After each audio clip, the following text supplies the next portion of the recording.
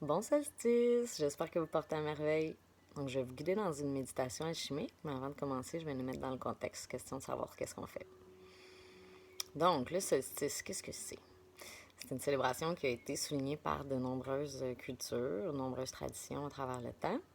Puis, c'est principalement, en fait, pour nous, hein, les chrétiens. Pour les païens, c'était Yule, donc spécifiquement au 21, qui marque un temps de l'année très précis. Et pour les chrétiens, c'était plutôt souligné comme Noël, au 25 décembre. Mais le 21, ça soulignait en fait la mort de Jésus. Fait que si on revient à nos belles traditions païennes, ce qui m'intéresse davantage, ou en fait astronomiquement parlant, le solstice, c'est un temps de l'année où le soleil se trouve juste au sud de l'équateur. Donc pour nous, les Nord-Américains, c'est le moment où les journées sont les moins longues, donc il y a de plus en plus de noirceur. Donc c'est la journée la plus noire de l'année. Puis pour les Sud-Américains, c'est les journées les plus longues de l'année, la journée la plus longue de l'année. Donc la Bible nous dirait, ça se dit mieux en anglais, là, The sun died on the cross. Donc le soleil est mort sur la croix. Donc la croix, c'est les temps de l'année qui marquent spécifiquement les solstices puis les équinoxes. Donc le soleil mort sur la croix, c'est le temps de l'année où il y a le moins de soleil. Aussi simple que ça. On va revenir à l'essentiel tranquillement. Donc le 21, spécifiquement, symbolise comme les 3 ou 4 journées qui vont être les plus noires jusqu'au lever du soleil le 25. Donc au niveau de l'astronomie, le 21, on voit la fameuse étoile Bethléem qui fait partie de la constellation de la Vierge, mais qui est juste au sud de Vénus en ce moment. Puis on va appeler comme... Il y en a beaucoup qui vont appeler ce petit amas très lumineux Sirius, qui techniquement serait une autre galaxie. Et puis, donc, il y a notre fameuse étoile la plus brillante qu'on voit très bien en ce moment dans le ciel, qui va s'aligner avec une autre belle constellation qu'on voit très très bien depuis un moment, Orion, qui porte une magnifique ceinture de 3 étoiles très très bien alignées. Donc, qui symbolise le passé, le présent et le futur, mais le corps, l'âme, l'esprit. Hein?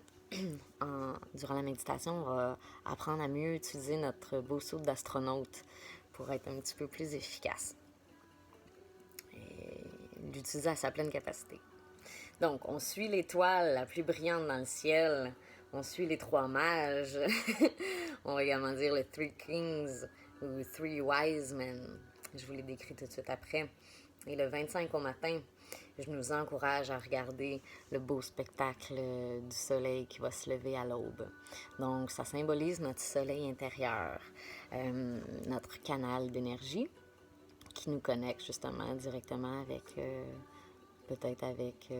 parce que techniquement, Orion, c'est un portail multidimensionnel. Donc, c'est un bon moment pour envoyer nos intentions là où on veut les envoyer. Pour manifester davantage. Donc, le 25 au matin, je vous encourage à y mettre une intention pour vous-même et pour les autres, pour le monde. Selon peut-être les 3 enseignements des grands sages. Donc, si on suit un peu plus ce qu'ils ont à nous dire, il y a eu 3 grands hommes à travers, en fait, qui ont marqué l'histoire. Il y a eu Hermès, qui était à l'art grec, qui était un grand alchimiste. Donc, un alchimiste, c'est simplement une personne qui sait maîtriser le feu. Donc, ça part de l'ère des Cro-Magnons, tout ça, mais à travers l'évolution de l'humain, le feu se trouve également à être le raffinement de l'esprit. Donc, quelqu'un qui est capable de maîtriser son esprit, est capable de transmuter les traumas du passé dans le moment présent pour qu'il ne se retrouve plus dans le futur. Ça sauve de l'énergie, ça, là. Donc, c'est un des secrets de la longévité, entre autres. Je vais vous guider sur ce chemin-là. Le deuxième grand homme qui a marqué nos cultures, et définitivement les 2 derniers siècles, fut Jésus. Donc, on sait, son histoire a été peut-être détournée. L'Église a mis son grain de sel, mais comme je dis, on revient à l'essentiel tranquillement. Donc, Jésus est venu nous léguer le don de soi, donc le sacrifice et l'amour. Et Bouddha, est venu nous léguer comme enseignement la compassion et le pardon. Donc, lorsque les enseignements de l'Est et de l'Ouest fusionneront ensemble, on verra un autre jour. Un peu comme lorsque nos deux hémisphères du cerveau fusionneront vraiment ensemble.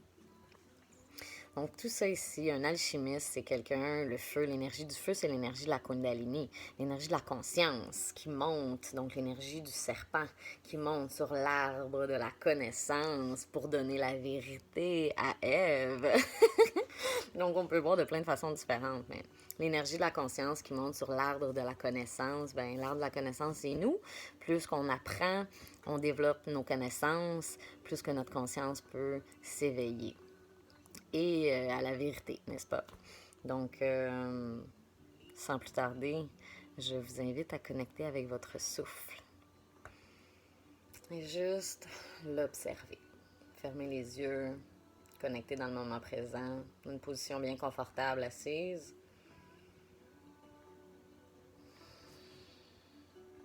Un peu comme les enseignements des 3 pyramides d'Égypte. Donc, on vient s'aligner dans notre monde intérieur, notre corps, notre âme, notre esprit. On fusionne notre passé dans le présent pour transcender le futur.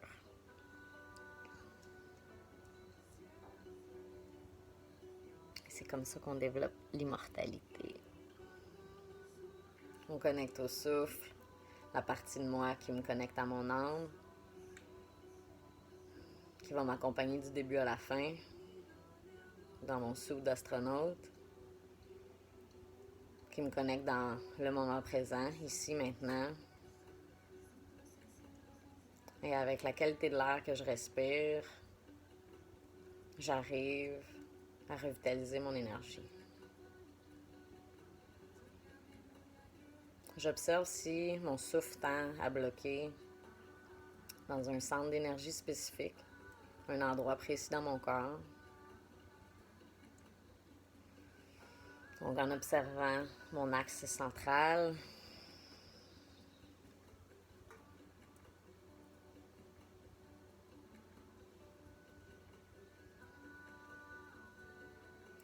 j'observe si peut-être l'énergie tend à créer une pression ici, au niveau de mon 3e œil, au niveau de ma gorge, au niveau de mon cœur, de mon plexus, peut-être au niveau de mon abdomen ou au niveau de mon périnée. Idéalement, on veut ressentir le souffle vaguer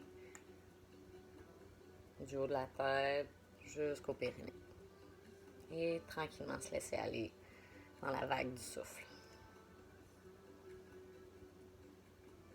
Si je sens un blocage quelconque, je viens masser ma région.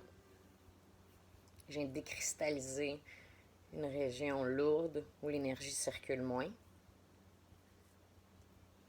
Une zone où, tranquillement, je me suis déconnectée pour arrêter de ressentir une émotion précise que je vais laisser remonter à la surface. Que j'accepte ici, maintenant. Parce que maintenant, j'ai les outils pour y faire face. Je viens mettre l'émotion, l'énergie dans mon corps, dans une petite boule. Je viens condenser les électrons, l'énergie dense, intangible. Et je laisse remonter une image mentale à la surface, donc de mon subconscient vers mon conscient.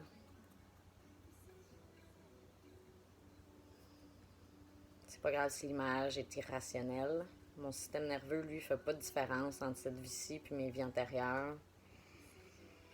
Je fais une petite boule bien condensée, puis je viens rentrer ça au niveau de mon 3e œil, qui est mon centre énergétique, le principalement affecté par le manque de lumière en ce moment, qui distorsionne ma vérité peut-être.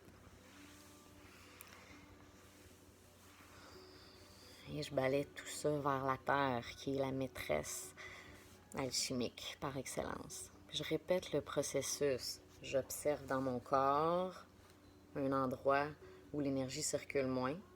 Je laisse une émotion remonter à la surface, une image mentale, corps, âme, esprit, et je répète le processus. Bon solstice!